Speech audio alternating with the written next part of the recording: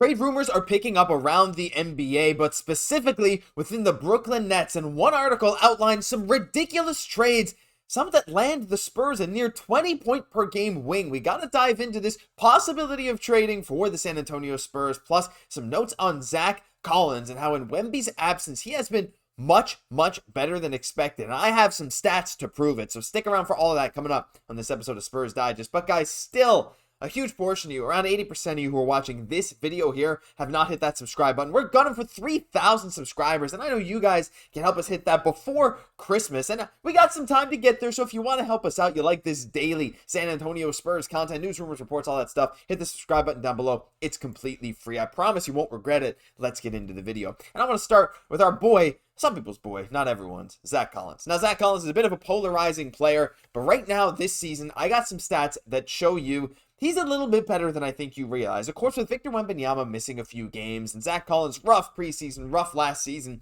we weren't expecting a whole lot out of him. But right now, in his 15 games played, he has looked good. And I got a couple little stats here to show you from NBA.com. He is second on the team in terms of contested shots, which kind of makes sense for a center that has been fairly healthy. He's played 15 games, or he's played every game. So that makes sense. 88 contested shots, but still, he's doing very solid, even contesting 23s, 68 twos, and he's able to recover a good amount of loose balls, especially on the offensive end with his 80 percentage. But the big thing for him I wanted to show, and I actually saw this originally on Reddit, but I went and found the stat for myself to make sure it was up to date. It was, he leads the entire Spurs team in screen assists and screen assist points. So not only is he playing solid defense, contesting shots at the rim, getting a good amount of rebounds, exactly what we want out of him, he's contributing on the offensive end through screening. And even his offensive numbers themselves have really not been bad. Let's take a look here, because I feel like we have this perception that Zach Collins still can't shoot threes, but he's been kind of banging them this year. 41% now from three on the season, as he just turned 27 a couple days ago, averaging 7 a game with 4 boards. Nothing super special. Again, only that 0.5 blocks, but he's contesting shots. He's a solid field goal percentage, and so far this year, his 3-point percentage has been up a bit. Now, as the season goes on, we'll see if that holds up, as maybe his volume gets higher or lower. I'm not really sure, because, 3-point volume, whether it's higher or lower, can often very much affect your percentage, whether you're in a rhythm or you're coming cold in off the bench, right? When you start, you maybe start to get a few more there, but I just wanted to take a minute here to highlight Zach Collins, just to show that, man, I think we all doubted him. I think I even doubted him a bit. Now, to be fair, I did make a video during the preseason that was kind of hyping him up a little bit. But, here's the thing. Zach Collins is on a massive contract. There's no two ways about it. $16.7 million cap hit this year, $18 million the next. And we might just get into some trades to send him to a different team in the next section of the video. But just wanted to give my thoughts on Zach Collins. And I want to hear your guys' thoughts as well, because to me, honestly, I think he's done quite well in terms of a replacement for Victor Wembanyama so far these last couple of games, especially against the Thunder.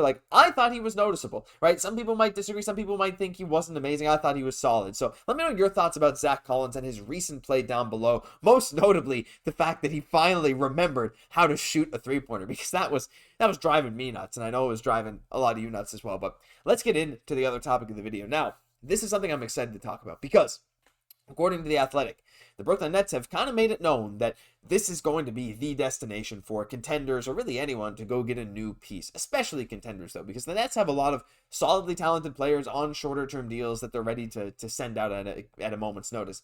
And there's an article that I'll link down below in the description, so you can go check it out as well, that sees how the Spurs could capitalize on this fire sale. Now, I will say, before I get into these trade proposals, I assume a lot of this is predicated on the fact that Spurs actually want to kind of bump their team up and boost them up for the playoffs, try and get into that picture. I mean, I think the Spurs definitely have a shot to be a playoff team this year, at the very least a play-in team. I think they've been playing very well, and as Wemby is finally settling into the season, hitting those threes, the sky's the limit. I mean, we really don't know. The depth on the Spurs is not really there, but in that game against the Thunder, we saw what can happen when this whole team comes together, even despite missing Victor Wembanyama and Jeremy Sochan, and even Vassell, who's still a bit of a bum ankle or foot. I'm not sure which one exactly is bothering him, but he's going to be out for their next game again. So let's just get into these trades, because I want to hear your guys' thoughts, because I know a lot of you don't like these kind of mock trades and stuff, because some of them are kind of insane. But I wanted to start with this one. This is the biggest one. This is the one that I really don't think is going to happen. And to be fair, on this website, it kind of said the same thing too. But the Spurs land Cameron Johnson and Day'Ron Sharpe. Sharpe has not played yet this season because of a hamstring injury, but, he's fine. He's kind of fine. That is what it is. But it sends out Keldon Johnson, Malachi Branham, a first via the Hawks and a first via Charlotte.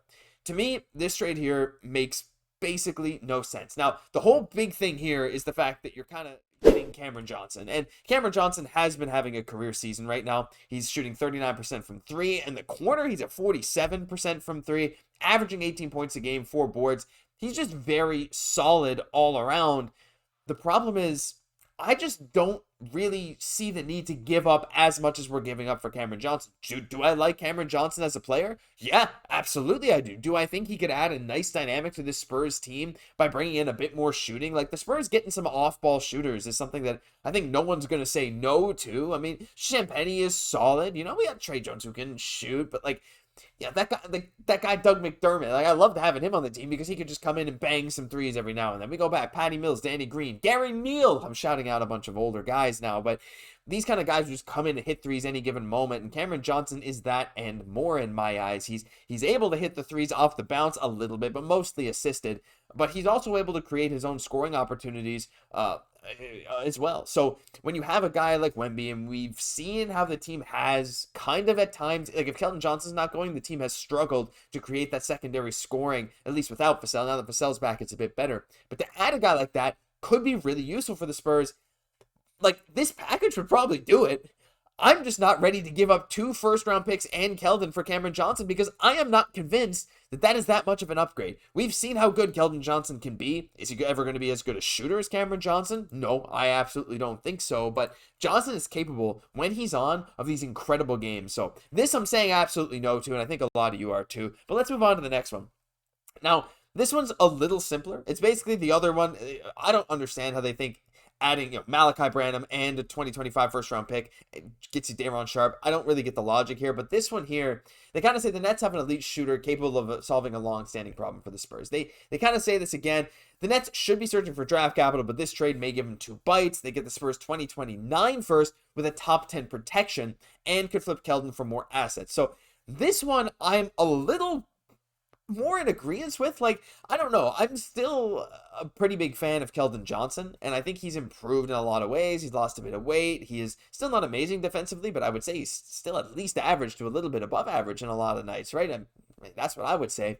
And a 2029 top 10 protected first, the Spurs were expected to be, I would hope, quite good by then. So, in essence, you're just giving away probably a mid-late first-round pick and Keldon Johnson for Cameron Johnson. Do I love this? Not necessarily.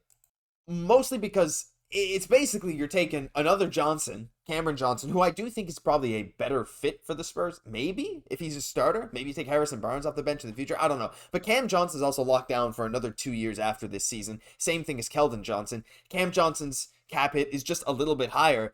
But again, like, it depends on how you see the fit. Like, I don't know. I can see Cameron Johnson being a starter on a high-level team. I don't think Keldon Johnson projects as the starter for the Spurs long-term. Maybe I'm wrong. Like, I don't think Cam Johnson's going to be some kind of elite producer. I think he is just that kind of 5th starter, 4th or 5th starter who can average on a really good team 15, 16 a game. And I actually think his play style fits a lot better with Wembanyama than someone like a Keldon Johnson. So depending on what you see Harrison Barnes' future being, because he's kind of been a little bit of this role as well, kind of shooting some threes.